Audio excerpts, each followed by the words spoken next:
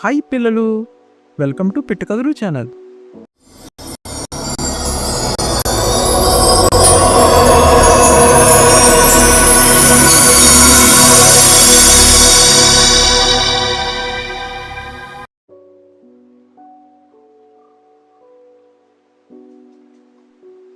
పిల్లలు, ఈరోజు మనం చెప్పుకోబోయే కథ మోసానికి మోసం. బదరికావనంలో సౌరోదంబు అనే పొలను ఉన్నది. దానిలో అనేక చేపలు జీవిస్తున్నాయి. ఒకరోజు ఆ కొలను వద్దకు ఒక ముసలి పొంగ వచ్చింది.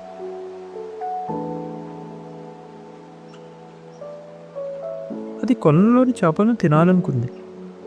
దానికి చేపలను పట్టుకుని తినే శక్తి, సహనము లేవు.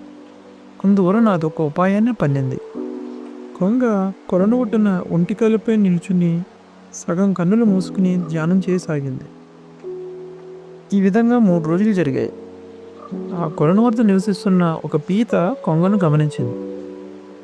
అది ఆశ్చర్యపోతూ కొంగను సమీపించి, కొంగ, నీవు చేపలను కనీసం కన్నెత్తి కూడా చూడటం లేదు, ఒంటికాయలపై నిలిచిన తపస్సు చేస్తున్నావు, ఏంటి విశేషమని అడిగింది.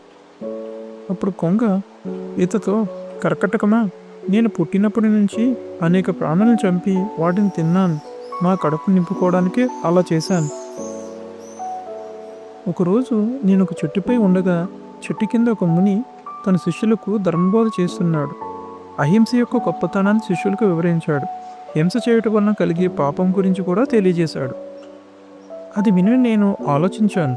కేవలం ఆకలి తెచ్చుకోవడానికి జీవుని చంపి ఎంత పాపం చేశానో అనుకున్నా. అందుకని నా పాప పరిహారం కోసం నేను నిరసన వ్రతం ఆచరిస్తున్నాను. అందువలన నేను ఎటువంటి ఆహారం తినను అని చెప్పి మరలా ధ్యానం కొనసాగించింది. పీత ఆ చెరువులోని చేపలు కొంగ మాటలను నమ్మాయి. అవి కొంగతో స్నేహం చేశాయి. అవి ప్రతిదినం కొంగ వద్దకు వచ్చి కుశల ప్రశ్నలు వేస్తున్నాయి. ఒకరోజు చేపలు కొంగ వద్దకు వచ్చి, కొంగ, బాగున్నావా అని అడిగాయి. అప్పుడు ఆ కొంగ నిట్టూర్చి, మేనములారా, నేను పుత్రబంధంను తెంచుకుని ఒంటరిగా ఆనందంగా జీవిస్తున్నాను. కానీ విధివశం వల్ల మీతో మైత్రి ఏర్పడింది. దానివలన మన మధ్య అనుబంధం కలిగింది. అందువలన ఇప్పుడు నాకు బాధ కలుగుతుంది అంది. చేపలకు కొంగ మాటలు అర్థం కాలేదు. అదే విషయాన్ని కొంగతో చెప్పాయి. అప్పుడు కొంగ, మిత్రులారా, మీ గురించి ఆలోచిస్తుంటే బాధ కలుగుతుంది అంది. చేపలు కంగారుగా, ఎందుకని అని అడిగాయి. అప్పుడు కొంగ, మిత్రులారా, నిన్న కొందరు జాలర్లు ఈ కొలను వద్దకు వచ్చారు. మరి కొన్ని రోజుల్లో ఈ కొలను ఎండిపోతుంది. అప్పుడు మనం ఈ కొలంలోని చేపలన్నింటినీ పట్టుకోవచ్చు అనుకుంటూ వెళ్ళారు. మీకు రాబోయే ఆపదను తలుచుకుంటే నాకు దుఃఖం ఆగట్లేదు అంటూ కన్నీరు పెట్టుకుంది. అప్పుడు చేపలు కంగారు పడ్డాయి. అవి కొంగను, నీవే మమ్మల్ని రక్షించాలని వేడుకున్నాయి. అప్పుడు కొంగ కొంతసేపు ఆలోచించి, మిత్రులారా, ఇచ్చటకు కొంత దూరంలో ఒక కొలను ఉన్నది. ఎండాకాలంలో కూడా దాని నిండా నీరుంటాయి. మిమ్మల్ని ఆ చెరువు వద్దకు చేరుస్తాను. మీరిక భయం లేకుండా సంతోషంగా ఉండవచ్చు అంది. అప్పుడు చేపలు, ఆ చెరువుకు మేము చేరేదెలా అని అడిగాయి.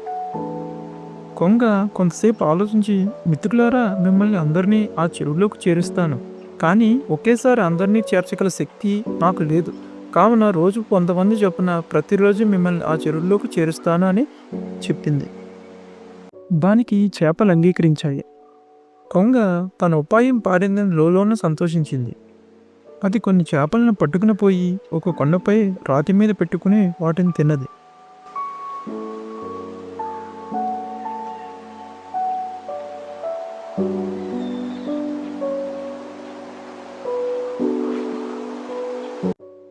ఈ విధంగా ప్రతిరోజు కావలసిన చేపలను కొండపైకి తీసుకుని వెళ్ళి తినసాగింది.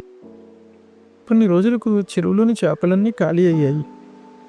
కొంగ చెరువులో చేపలైనా మిగిలి ఉన్నాయా అని చూస్తూ ఉండగా అక్కడకు పీత వచ్చింది. అది కొంగతో, మిత్రమా, నీవు ఈ చెరువులోని చేపలన్నింటినీ రక్షించావు. చేపలు లేకుండా ఈ చెరువు వద్ద ఉండలేకపోతున్నాను. నన్ను కూడా ఆ చేపల వద్దకు తీసుకువెళ్ళి అని అడిగింది. కొంగ సంతోషంగా అంగీకరించి అది పీతను ముక్కును కరిచిపెట్టి పైకి ఎగిరింది.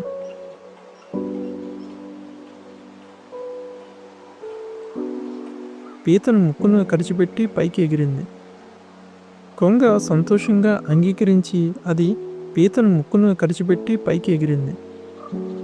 అది పీతను తాను చేపలను తిన్న కొండ మీదకు తీసుకువెళ్ళసాగింది.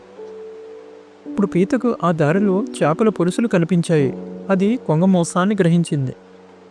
చెరువుగట్టుకు తీసుకువెళ్తానని చెప్పి చేపలను కొండపైకి తీసుకొచ్చి కొంగ తిన్నదని పీత తెలుసుకున్నది. తెలియక దుర్మార్గునితో స్నేహం చేశాను. ఈ నీచుడిని నమ్మి ఆపదలో పడ్డాను. ఏదైనా ఉపాయం ఆలోచించి ఈ మోసగాడి బారి నుంచి తప్పించుకోవాలని ఆలోచించింది. పీత కొంగతో, మిత్రమా, నీవు నన్ను ముక్కున పట్టుకున్నావు. దానివలన నేను జారిపడే అవకాశం ఉంది. నేలపై పడిన వెంటనే అతడి జంతువులు నన్ను చంపేస్తాయి. దానివలన నువ్వు అనుకున్నది నెరవేరదు. కావున నేను నా డెక్కలతో నీ మెడ పట్టుకుంటాను. చావలసిన ప్రదేశం వచ్చేంత వరకు నా పట్టు విడాను. నన్ను క్షేమంగా తీసుకువెళ్ళే బాధ్యత మాత్రం నీదే. నా జీవితాన్ని నీ చేతుల్లో పెడుతున్నాను అంది. కొంగ సరే అన్నది. పీత తన డెక్కలతో కొంగ మెడ పట్టుకున్నది. కొంగ కొండ మీదకి పోయి నేలపై కాలు పెట్టబోతుండగా పీత కొంగ మెడను తన డెక్కలతో కత్తిరించింది. అప్పుడు పీత నేలపై పడి ప్రాణాలతో తప్పించుకుంది. ఈ కథలో నీతి మోసాన్ని మోసంతోనే జయించాలి. పిల్లలు, మరెన్నో అద్భుతమైన కథలతో మళ్ళీ కలుద్దాం. అంతవరకు సెలవు. Bye bye. Please like, share and subscribe. గంట కొట్టడం మాత్రం మర్చిపోవద్దు.